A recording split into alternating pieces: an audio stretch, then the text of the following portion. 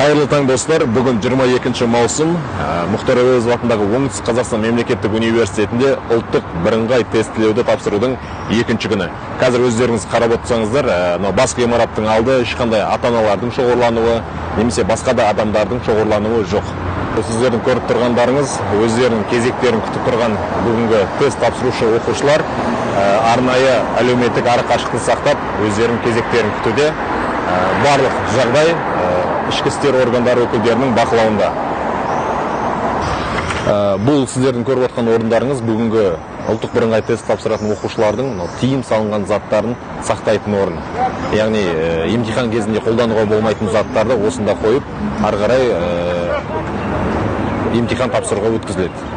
Өздерінің тыйым салынған заттарын қойып болғасын, тест тапсырушы оқушылар дезинфекциялық өткелі арқылы, яғни туннель арқылы өтіп, қолдарын арнайы санитарлық затпен обработка жасап, және медицина қызметкерлері өкілдерінің дене қызуы өлшеуінен өтеді.